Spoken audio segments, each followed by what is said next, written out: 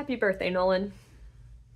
Today you would have turned 31, and as my departed gift to you, I would like to share with the world what an amazing person you were and the impact that you had on my life.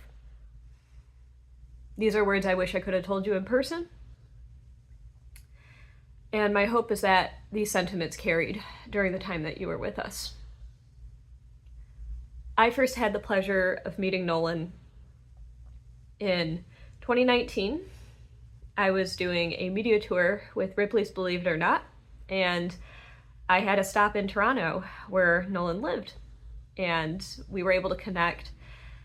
And he's such a giving person. The first thing he did was give me this beautiful, beautiful portrait that he made of me based on a photo that I shared on my social media right before going on the media tour in Canada. And I was just so impressed with him.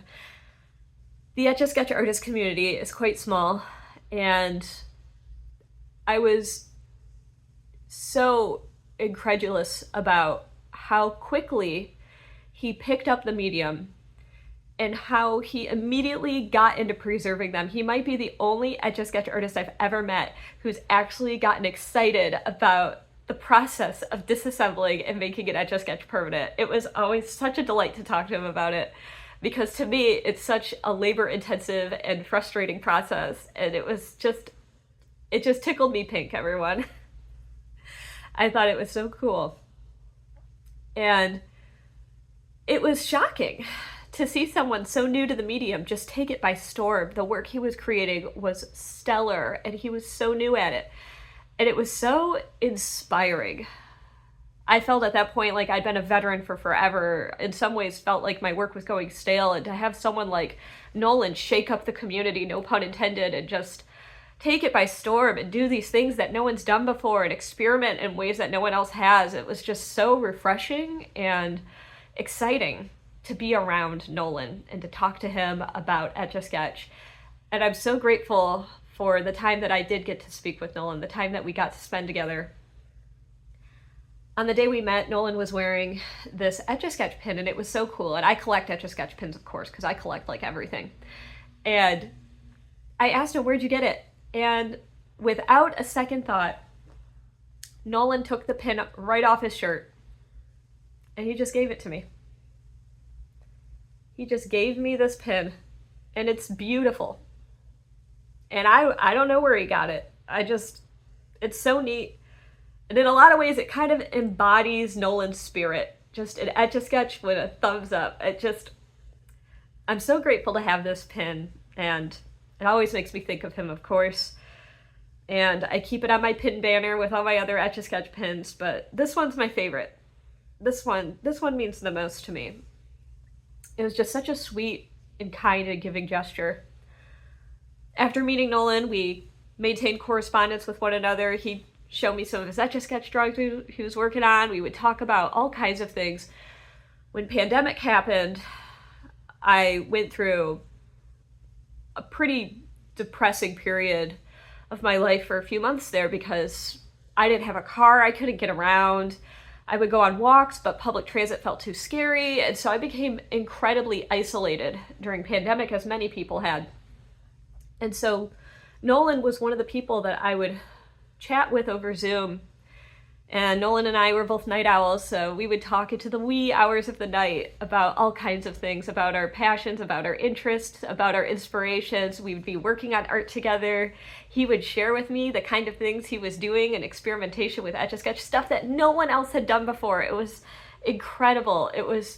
I can't not use the word incredible enough to describe Nolan. He was so inspiring and just a big ray of sunshine. I was so impressed with Nolan. And I'm very, very grateful that I got to call him my friend. I became his supplier of Etch-a-Sketches now. In the US, we are incredibly blessed because in the last 60 years, Etch-a-Sketch has released in so many different iterations in this country. And while Canada has gotten some of them, they haven't gotten nearly as many as the US. So I would find listings on eBay that were for like a really good price, and then I would contact Nolan and I would tell him, hey, you should get this Etch-a-Sketch. Do you want to get this? And he'd say, yeah. And he would buy it and have it shipped to me, and I would amass a small stockade of Etch-a-Sketches, and I would mail them all out together in a single box. And I knew how much it meant to him, and it was really, I was really happy that I could be of that kind of use for him, because I knew those Etch-a-Sketches were worth their weight in gold for Nolan. And we remained, close, and then life happened. Pandemic wore on, and I moved to Maryland and started another chapter of my life, and life kind of got away from me. And a few years later, I actually went back to Toronto just for a fun trip for a few days, and I don't know what possessed me not to do it, but I didn't contact Nolan. I think I reasoned with, well, there's just a lot going on for this trip, and I don't have a lot of time, and I don't know, it might be too difficult to coordinate. And so I didn't reach out to Nolan, and I will never not regret that. To this day, I'm really sad that the last time I saw Nolan in person was the first time I saw him, when I had another chance to see him again. So I'm sorry, Nolan. I wish I was there for you more, but I'm really grateful for the friendship we had. I had no idea what you were going through, and I never will. And a few months after that trip I took to Toronto, I learned that Nolan had committed suicide a month before his 30th birthday. Today, Nolan would have turned 31, and I really wish I could have contacted him today and caught up with him. I feel like we would have had a lot to talk about, and I'm grateful for having his company during some of the loneliest months of my life. And I'm really grateful for the beautiful gifts he bestowed upon me and for the friendship we had. So I know you're not with us anymore, Nolan, but happy birthday, and thank you for being my friend.